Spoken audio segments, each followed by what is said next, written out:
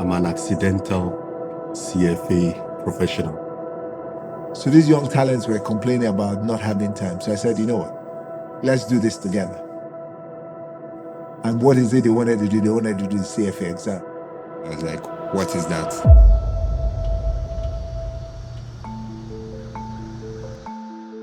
I think it dates back to 2004 or 2005. I used to work at Citibank. I was sitting in the dealing room in those days. There was this gentleman called Akin Daudu. So Akin and I used to be traders, FX traders. And he had these big books, those huge textbooks. And I asked him one day, I'm like, sorry, what are all these books?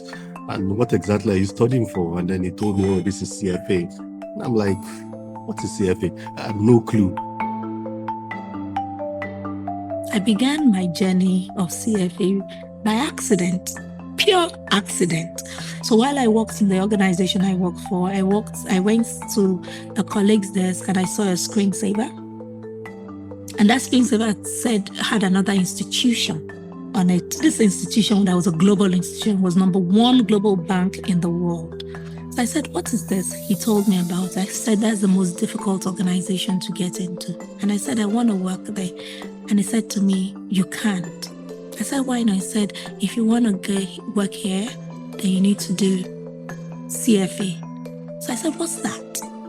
In that sense, it's the most difficult exam you can ever do in the finance industry. So I said, I want to do that. And I said, no, you can't pass it. I said, why? I said, because it's the most difficult. I love challenges. I and one of my friends, we applied for a job. He got the internship. And someone was saying, why did he get the internship? I should guess why, not me. I said, why? He said, because he had the CFA foundation or something. I was like, what is that? Then he was like, that is more recognized than most other courses in the whole of Nigeria and probably the world. Hence why he got it. I remember going to visit my uncle and I saw this Shrevza textbook. I went through it. That was my first experience and exposure to anything called CFA.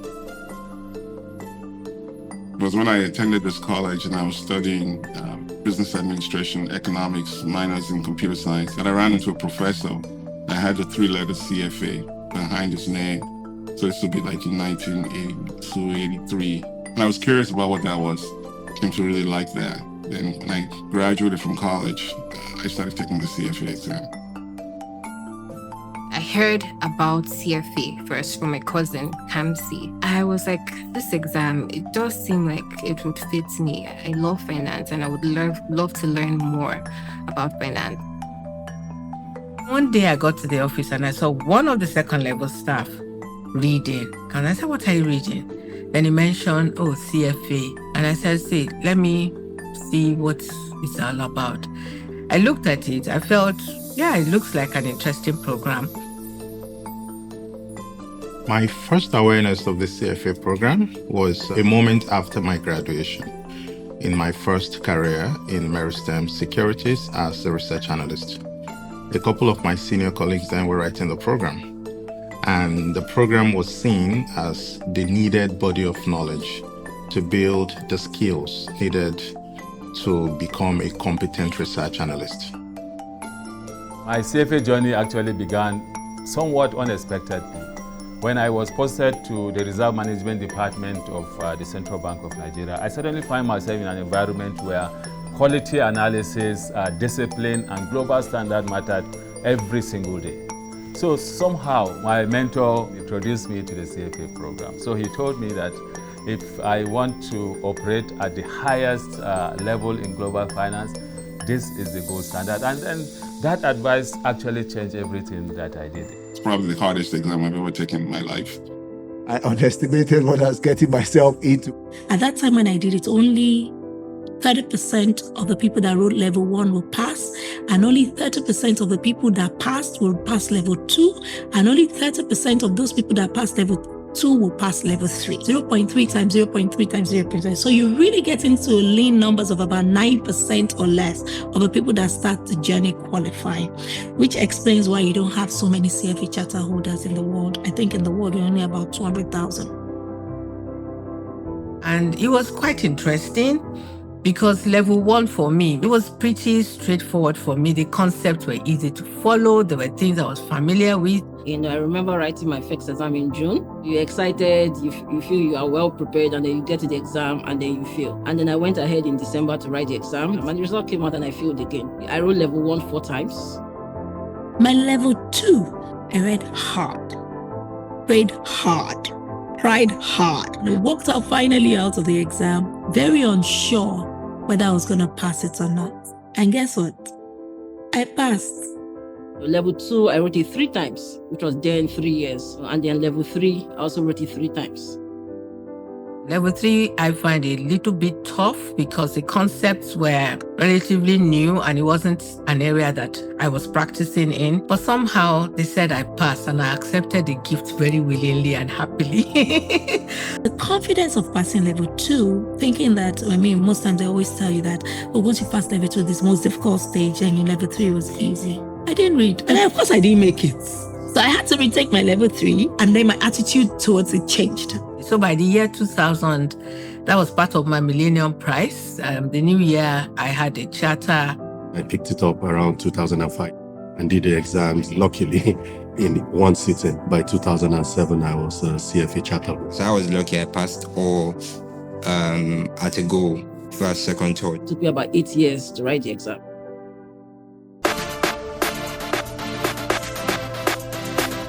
The first conversation you have most times when people see your business card and they see CFA is a conversation on the exam. You hear a lot about how it's so demanding. At the end of every work day, we then go up to the 3rd floor where the lunchroom was, and then that's where we sit down and study till midnight or 1 a.m. and then we're driving home. Some of the young talents who had time, they'll come to my office and we're studying together. So Group Deputy Managing Director, ETs, studying on the same table, preparing for an exam. And I enjoyed it, to be honest. It is actually a lifestyle. For a period, you are on a journey. Or waking up at 6 a.m. and going to bed at midnight and in between your lunch break, practicing questions. Sometimes I just hot tab at work just to make sure I take in some readings, maybe like 1 or 2 pages, just to ensure that I'm covering something while still working. Each day you have to make the choice to commit to this journey. You have to make the choice to discipline yourself. You have to make the choice to put in the hard work. Friends, you have to cut off friends. That's given. Saying no to social activities. My friends, they know that my default message is, I would love to, but... So, would you love to? I would love to, but... One of the things about the CFA exam that we don't really take into consideration is the fact that the exam is well loaded, and so your study strategy has to be very intentional. You learn to push through fatigue. You learn to actually trust the process.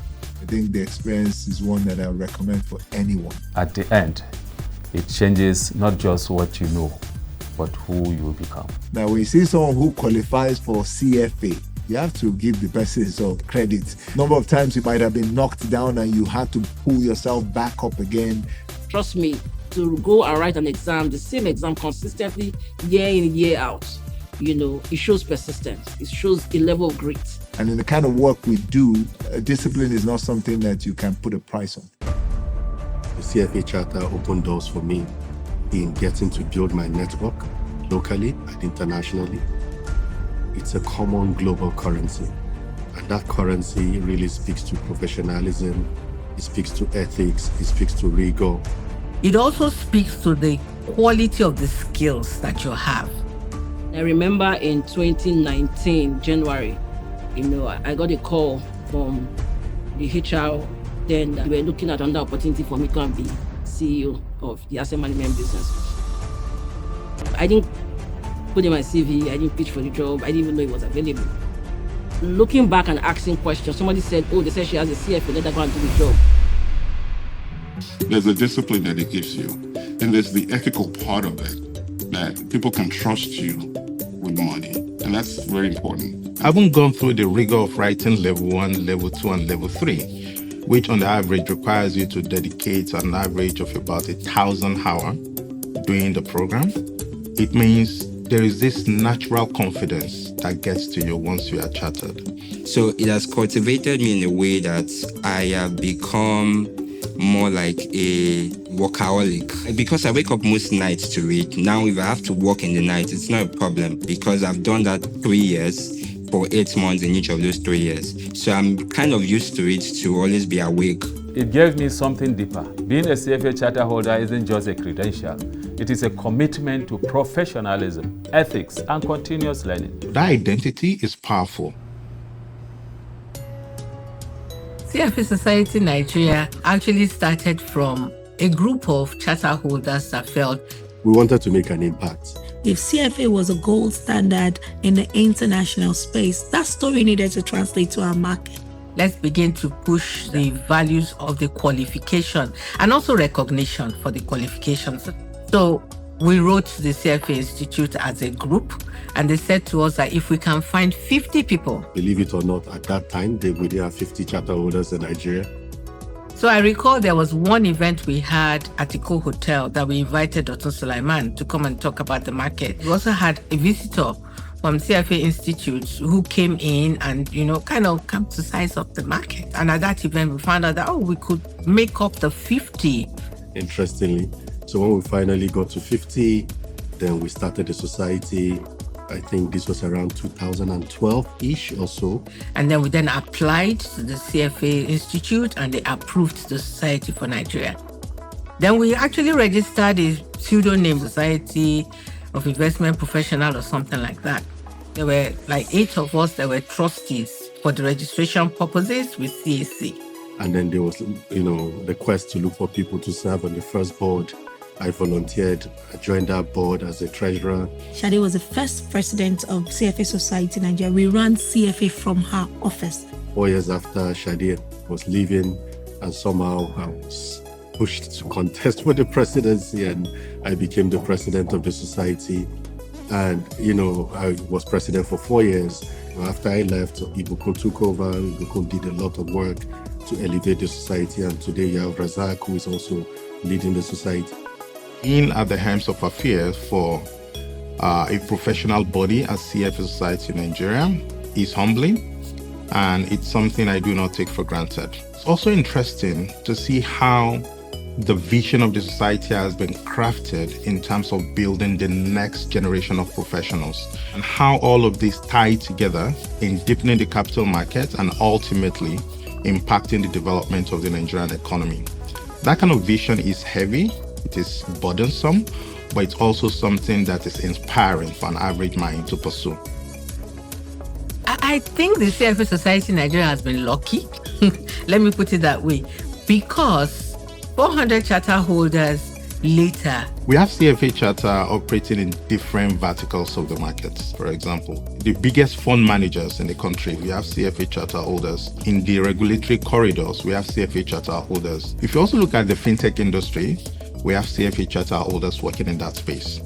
In the private equity venture capital space, in the banking industry, pension industry, energy industry, name it. It was like a dream in 2012.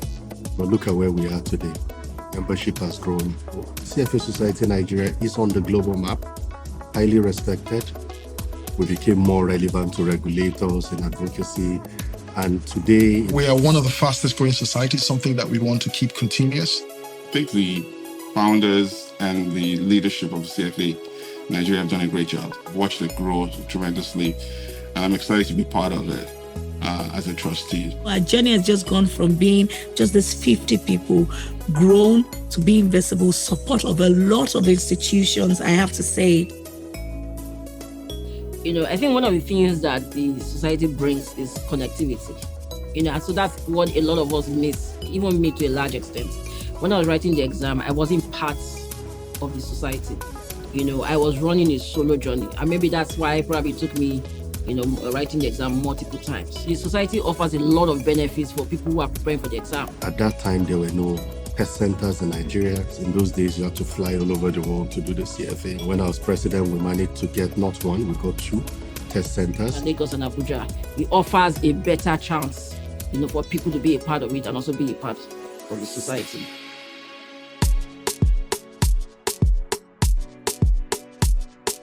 Apart from the central bank, we are the largest private institution with the largest number of CFA charter holders. My boss is a CFA charter holder as well. I have quite a number of CFA charter holders in my company, Africa Finance Corporation. I think we had a few who just got the charter in this last round, and we're celebrating them. I have about 4 members in United Capital who have the CFA charter. I have about 2 who got their charter this year. And a good number of the team members at Kurama Capital Management as CFA charter holders as well.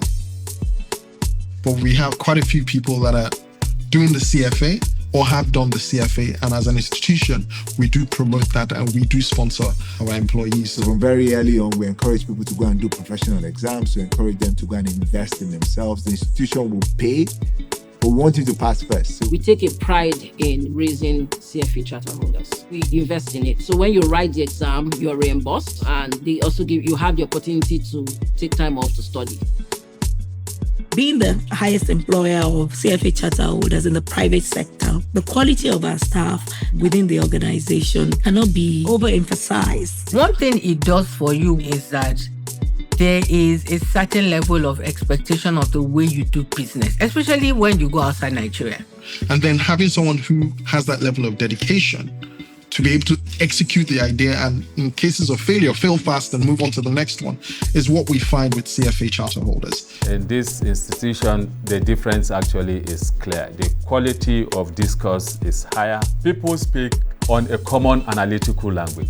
You don't have to wonder about the technical abilities of CFA charter holders. A good testament to how these professional qualifications have helped us, that if you look at every time there's a macro shock in Nigeria, Access Bank has always grown. So we grow through crisis. And I guess you can't really separate the institution's own growth and the successes we've had over this many years without taking the CFA. And it really teaches us about what you want to see in a professional. You want your staff to be dedicated to the cause of the organization. You want your staff to be willing to sacrifice their time for the success of the organization. As an institution, we look for it. We look at the other institutions that have CFA charter holders, and you can see that difference.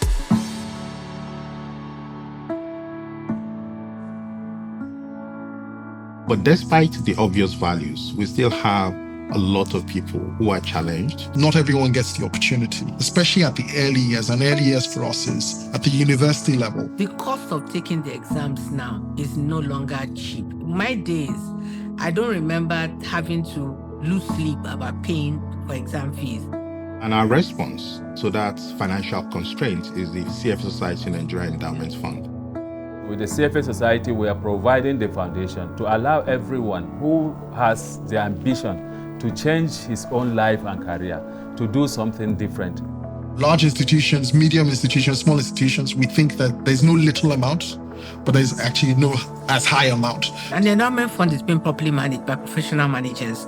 The objective really is that the income from the fund is what should be used to pay for those exams, so that the core, the principal, is maintained and, inflation protected and sustained to generate better income going forward. Add more charter holders, it means that you have a more sophisticated financial system. To have more knowledgeable people is actually to build, and that's what we want. Right? You don't want an industry where just a few people succeed. You want an industry where all of us succeed. But to build, resilient capital markets, you need the foundation of education.